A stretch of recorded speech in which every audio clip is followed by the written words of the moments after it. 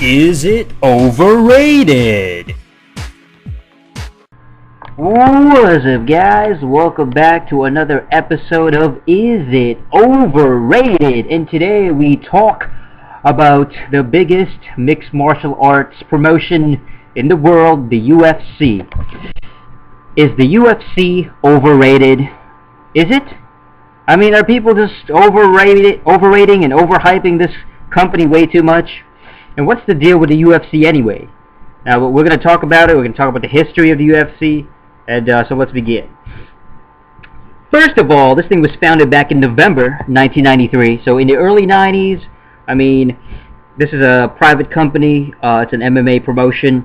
The founders were Gracie, Merowitz, McLaurin, and Art Davie.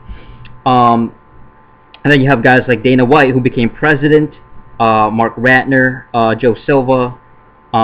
These guys are VP Talent Relations, VP Affair. These guys are key people, and the parent company, all of it is under Zuffa. So the UFC is basically a very, very obviously popular promotion, mixed martial arts, with a lot of, you can argue that these guys are household names now. Guys like Randy Couture, guys like, even the Ken Shamrocks, and guys like Tito Ortiz, Rashad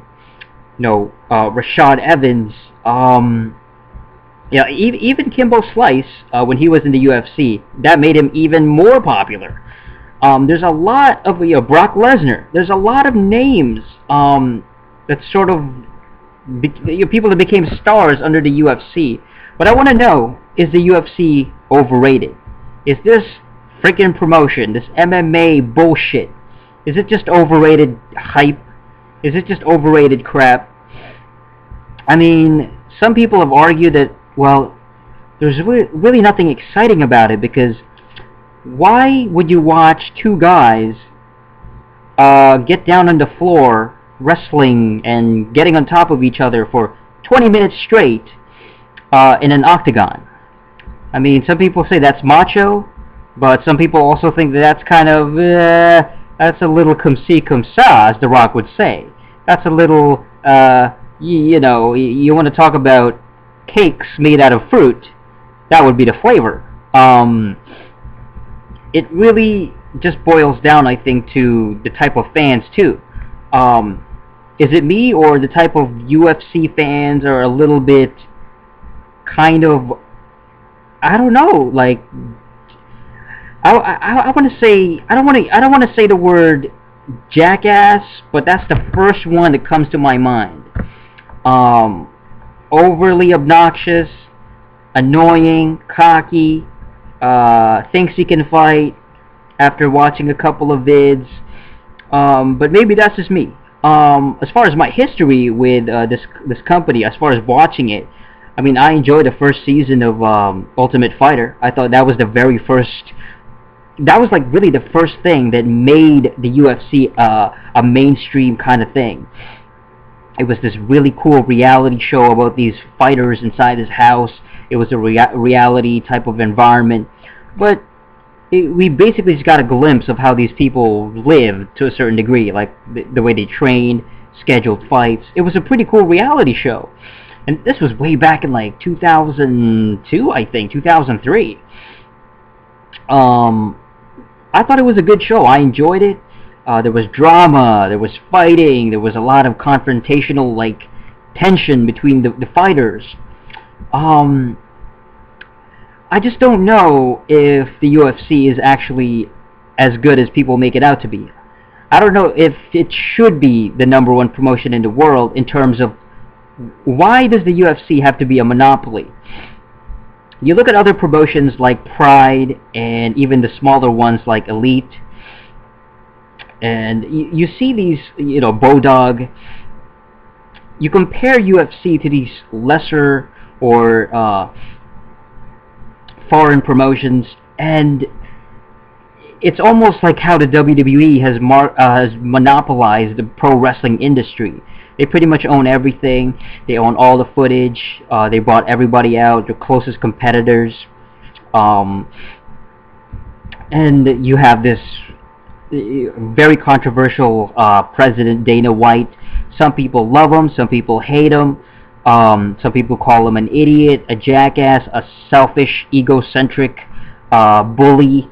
Other people really admire him because he's, this marketing genius who was able to basically market the UFC and able to make it mainstream. You look at guys like Brock Lesnar, who was one of the biggest names of the UFC. And now we're moving on to other guys now, like Alistair Overeem, and you have even guys like Cain Velasquez. They're making new stars.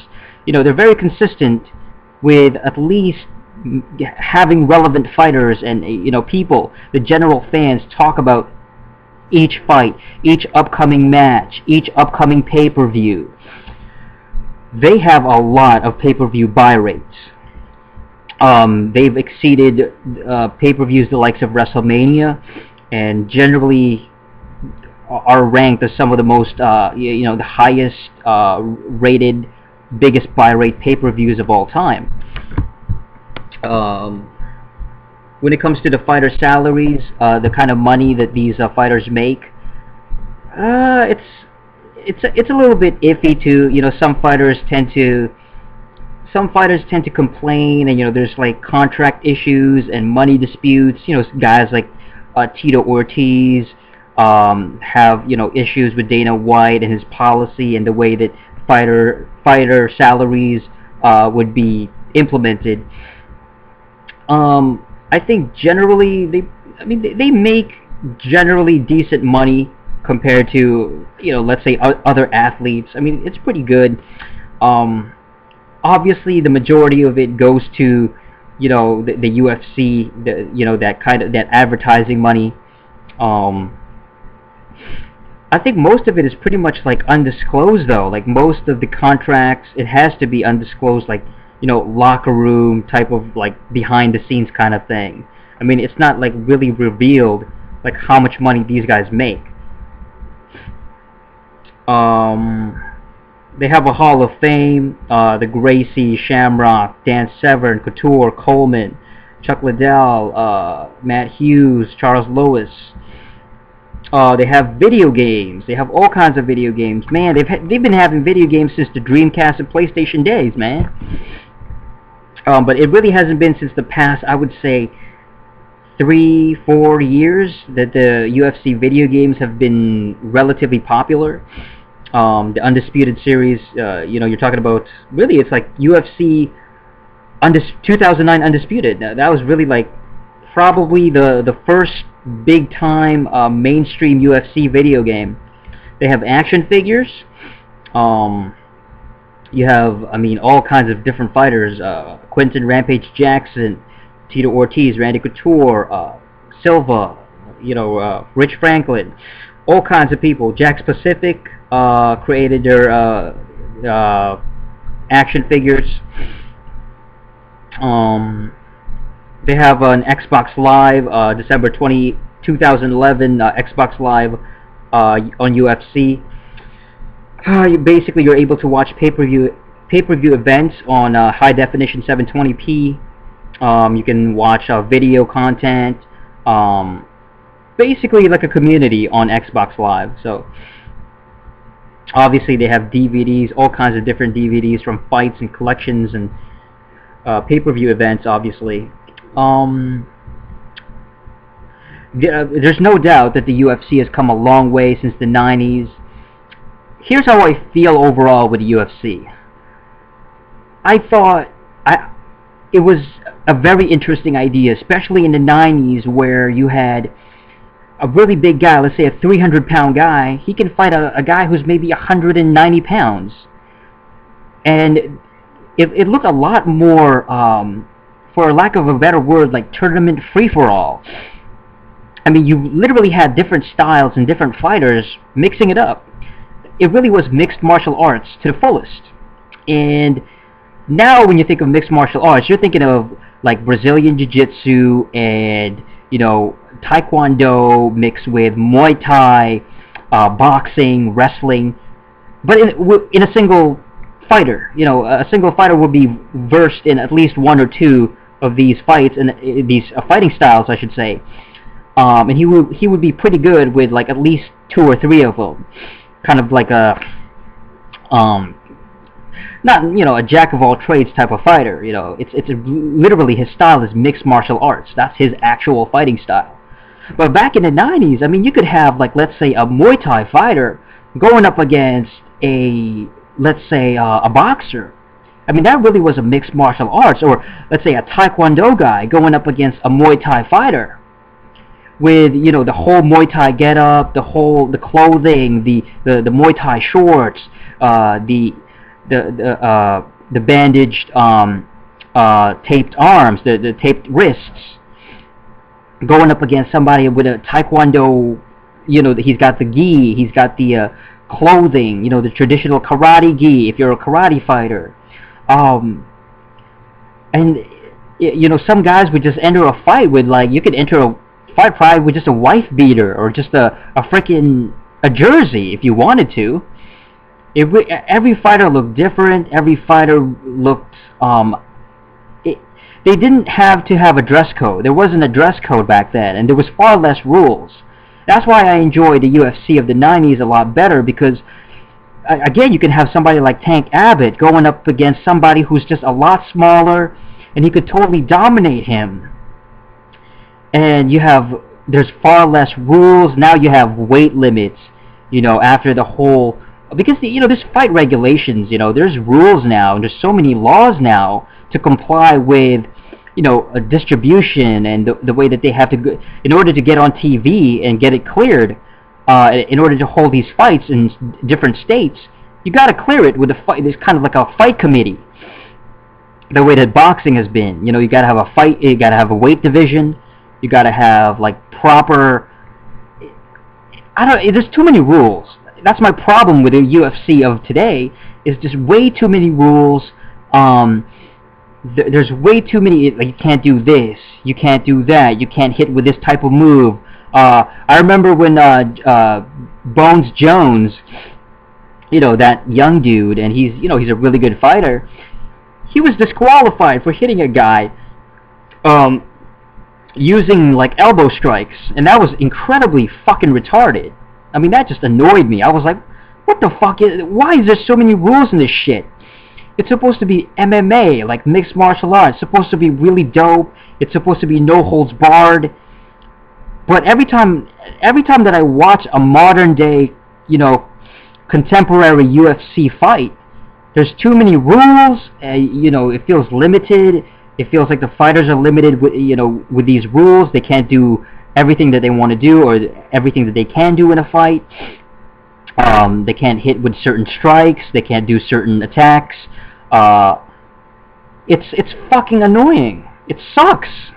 I mean, I'm sorry, but that's what I can't stand about the modern day UFC. So I'll leave it up to you guys. Do you guys think that the UFC is overrated? Is it overrated? Is it overhyped? Do people think do people say that UFC is so dope, is so good? Do people overpraise it and overrate the UFC so much? But really, how many classic fights do we get every year? How many amazing must-watch, must-see fights do we get on a yearly basis? Take that into consideration. How interesting are the actual fighters themselves? I mean, some of these guys, they kind of look exactly the same. I mean, people complain about the WWE and pro wrestling have no outstanding wrestlers. Everybody looks the same. And OVW, FCW, cookie cutter, same hairstyle, same haircut, same build, same body type, same tattoos. You know, everybody looks the same. And the same thing can be said for the UFC of today. It's not like it was in the 90s when you can have like a really fat, round, rotund guy, you know, going up against a skinnier martial artist type of guy, you know, wiry looking. You know, you're not going to see Bruce Lee against Kareem Abdul-Jabbar anymore in the UFC, you know. Or if you play those real fighting games, you know, like Tekken or Street Fighter or Virtua Fighter, You know, you're not going to see a guy like an 8-foot tall guy like Craig Marduk going up against somebody like Ling Xiaoyu, who's like a 5-foot tall, 90-pound Asian girl. You know, it just doesn't happen. And to me, that's the kind of fighting that I want to see. You know, that's the kind of shit that I want. That real, unlimited, no limits, no rules, fight to the death. That's what I want to see. You know, that's the real fucking, like, kind of tournament, fight to the death, no holds barred type of thing that I want to see. If you want to get hardcore about it, you want to get raw about it, let's fucking take it to the, you know, no limits, man. But to me personally, I think that the UFC has fallen off. It's just not it's boring. Most of the fights they last only like 2 minutes, barely. There's nothing worse than a 30-second knockout fucking ending to a highly anticipated match. I mean, Jesus Christ. I mean, do you honestly think you got your money's worth? You know, you pay to go to a UFC event, and then you see a guy completely dominate another guy with like one punch to the face. He's down, he's out, 30 seconds, boom, it's over. To me, that's not a good match. You know, I want to see nothing but classics in a UFC match. I want to see nothing but, you know, it's got to be at least 10 minutes long, both guys going at it, you know, a lot of different moves, different punches and kicks and maneuvers and submissions being attempted. It's got to be a really good fight, you know. Oh, and let's talk about this whole fake thing. A lot of people accuse the UFC of being fake. You know, oh, it's fake, it's fake. I've had my, like, yeah, I've kind of thought about it. You know, I've had my suspicions that maybe some fights are, what's the word, fake. You know, basically, a guy can throw the fight. You know, he can basically make the other guy win by not doing his best, by letting the other guy win, taking a dive, things like that. It is possible. You know, this is a competitive sport. This is a combat sport. It's happened in boxing before. It's happened in other types of, you know, fighting organizations before. So it's completely possible in the UFC. I mean, there's a lot of money involved too with the UFC. People betting and betting scams, and you know, it might not be fake in terms of pro wrestling. You know, it might not be a predetermined, obviously choreographed type of presentation. It's not an entertainment, but rather an actual combat sport. But I'm sure that there's got to be people who throw the fight, who take a dive, who lose on purpose, basically. So you got to take that into consideration as well. Alright, so again, let me know what you guys think of the UFC. Is the UFC overrated? How do you feel about the Ultimate Fighter TV show? How do you feel about the merchandise, the t-shirts, the action figures, the video game, the pay-per-views, the matches of the year? You know, who's your favorite fighter? Let me know. And is the UFC overrated? Alright, that's it. So, until next time, don't overrate. Peace.